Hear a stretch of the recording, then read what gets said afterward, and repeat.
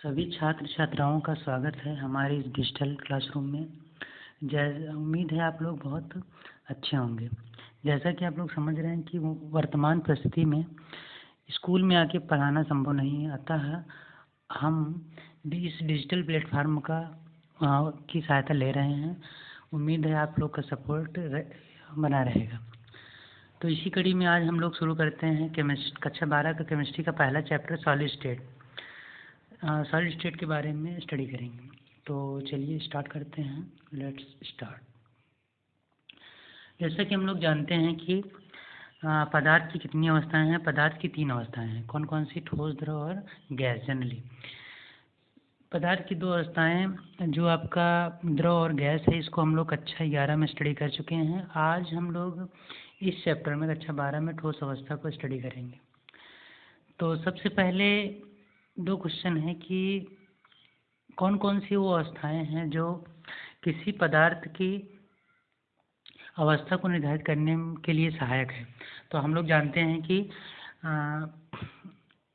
पदार्थ के अणु अगर पास पास होंगे तो उनकी जो प्रवृत्ति है ठोस होने की अधिक होगी। तो 2 मेन फैक्टर हैं जो किसी पदार्थ की अवस्था को निर्धारित करते हैं। पहला फैक्टर है पदार्थ के अणुओं के मध्य लगने वाला अंतरा आणविक आकर्षण बल। यह बल जितना अधिक होगा, पदार्थ की गैस से द्रव या द्रव से ठोस में जाने की प्रवृत्ति उतनी ज़्यादा बढ़ेगी। दूसरा कारक है आपका ऊष्मीय ऊर्जा। यह क्या करता है कि पदार्थ के जो उनके अणु होते हैं, उनके अवयवीकरण होते हैं, उनको दूर दूर ले जाने की प्रवृत्ति रखता है। तो अगर ऊष्मीय ऊर्जा अधिक होगी तो पदार्थ की जो है गैस की अवस्था में बढ़ने की प्रवृत्ति बढ़ेगी। तो इसका मतलब है कि अगर पदार्थ ठोस है तो उसकी ऊष्मीय ऊर्जा क्या होगी, उन अणुओं की ऊष्मीय ऊर्जा क्या होगी, बहुत कम होगी। तो ये 2 फैक्टर हैं जो किसी पदार्थ की अवस्था को निर्धारित करते हैं। दूसरा क्वेश्चन है कि हम ठोस अवस्था की स्टडी क्यों करते हैं, मतलब ठोस अवस्था की स्टडी करके हमको बेनिफिट क्या होगा। तो आपको बता दें कि अगर आप ठोसों की अवस्था की संरचना को स्टडी अच्छे से कर लें, उनके अवयवीकरणों का पैटर्न, उनकी व्यवस्था को अच्छे से अगर हम अध्ययन कर लें तो हम किसी एक ठोस पदार्थ की जो उपयोगिता है उसके आधार पर हम दूसरे पदार्थ से हम उस टाइप के उपयोगी पदार्थ बना सकते हैं। जैसे कि एक उदाहरण है कार्बन नैनोट्यूब है। यह कॉपर से ज़्यादा कंडक्टर है और एल्युमिनियम से ज़्यादा हल्की धातु है और स्टील से ज़्यादा मजबूत भी है। तो इस तरह के कार्बन जो नैनो ट्यूब हैं, इनका स्पेस इंडस्ट्री, इंजीनियरिंग इंडस्ट्री में या साइंस और टेक्नोलॉजी, मेडिकल इंडस्ट्री में इसका काफ़ी उपयोग किया जा रहा है। तो आप समझ सकते हैं कि ठोस अवस्था कितनी इम्पॉर्टेंस है। दूसरी बात, एक मेजर मतलब हमारे सामने क्वेश्चन है कि जैसे अगर मान लीजिए हम लोग जो बैग यूज करते हैं, पॉलीथीन बैग यूज करते हैं, आज इन्वायरमेंट के लिए कितना हानिकारक है। तो इस तरह की जो मतलब प्रॉब्लम है कि हमको कोई बायोडिग्रेडेबल बैग चाहिए जो मतलब जैव निम्नीकरणीय हो, मतलब वो विघटित हो जाए। तो ऐसे तरह के मटेरियल बनाने के लिए हमको ठोसों की स्टडी करना पड़ेगा। तो उम्मीद है इसीलिए हम लोग यहाँ कक्षा 12 में इस टाइप के जो ठोसों की संरचना है इसको हम स्टडी करेंगे। तो स्टार्ट करते हैं। Let's start. ठोस अवस्था, सबसे पहले हम ठोस अवस्था के सामान्य अभिलक्षण की बात करेंगे। तो जैसा कि आप लोग जानते हैं कि ठोस के सामान्य विलक्षण आप जानते हैं। ठोसों का द्रव्यमान, आयतन और आकार क्या होते हैं, निश्चित होते हैं। और ठोसों के जो अणुओं की जो अंतराणविक दूरियां हैं वो क्या होती हैं, बहुत सूक्ष्म, कम होती हैं। ऐसा इसलिए होता है क्योंकि अंतराणविक जो बल होते हैं ठोसों में वे प्रबल होते हैं, जो उनके अणुओं को पास पास ला देता है। और चौथी बात आप समझ सकते हैं कि ठोसों के जो अवयवीकरण होते हैं ये गैसों या द्रवों की भांति मूव नहीं करते, बल्कि ये अपनी माध्य स्थिति में क्या करते हैं, वाइब्रेट मतलब दोलन करते रहते हैं। और पांचवी बात कि वे असंपीड होते हैं। असंपीड का मतलब होता है कि वे मतलब दबाए ना जा सकते हैं। और ठोस कठोर होते हैं, आप समझ ही सकते हैं। दूसरी जो इस मेन टर्म है आपको पढ़ना है कि ठोसों का वर्गीकरण। ठोसों का जो वर्गीकरण है हम लोग कैसे करते हैं, जिस प्रकार से हम लोग पदार्थों का वर्गीकरण करते हैं वैसे ठोसों का वर्गीकरण करेंगे on the basis of arrangement of their constituent particle, मतलब जो उनके अभिकरण हैं उनकी व्यवस्था के आधार पर हम ठोसों को वर्गीकरण करते हैं। तो ये वर्गीकरण दो प्रकार से होता है, क्रिस्टलीय ठोस, दूसरा है आपका अक्रिस्टलीय ठोस। क्रिस्टलीय ठोस क्या होते हैं?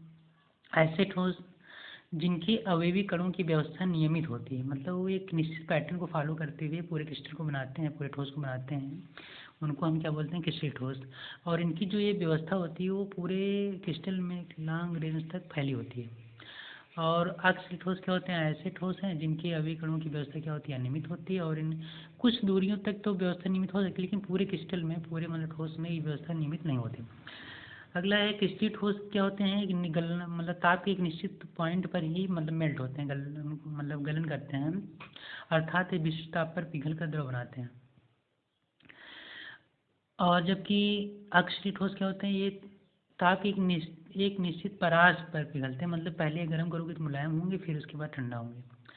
और अगला है कि अगर क्रिस्टलीय ठोसों को तेज धारदार हथियार से काटा जाए तो ये इनकी जो सतहें होंगी सपाट और चिकनी होंगी, ऐसा इसमें अवयवी कणों की नियमित व्यवस्था के कारण होता है।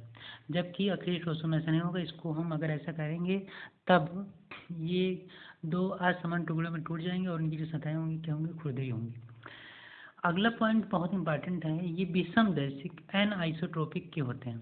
कौन? क्रिस्टलीय ठोस। क्रिस्टलीय ठोस ऐसा इसलिए व्यवहार करते हैं क्योंकि इनकी अणुओं की व्यवस्था क्या होती है? नियमित होती है। तो अगर हम इनके भौतिक गुण जैसे यांत्रिक गुण है, या फिर आपका अपवर्तनांक है, या फिर आपका मेटेलिक कंडक्टिविटी है, मतलब कंडक्टिविटी इनकी है, तो अगर मान लीजिए इस डायरेक्शन से अगर नापें या इस डायरेक्शन से नापें, मतलब डिफरेंट डायरेक्शन से अगर नाम मेजर करें तो इनकी जो ये कंडक्टिविटी है वो डिफरेंट हो जाती है। ऐसा अवयवी कणों की एक डायरेक्शन से देखने पर उनमें जो अवयवी कण हैं वो डिफरेंट टाइप के नज़र आते हैं, जबकि दूसरे डायरेक्शन से देखने पर डिफरेंट टाइप नज़र आते हैं। इसीलिए इनके जो गुण हैं डिफरेंट डायरेक्शन से नापने पर डिफरेंट नज़र आते हैं। तो यही गुण क्या है? विषमदैशिक होता है। तो जो क्रिस्टलीय ठोस होते हैं विषमदैशिक एनआइसोट्रोपिक प्रकृति के होते हैं, जबकि अक्रिस्टलीय ठोस क्या होते हैं? समदैशिक प्रकृति के होते हैं।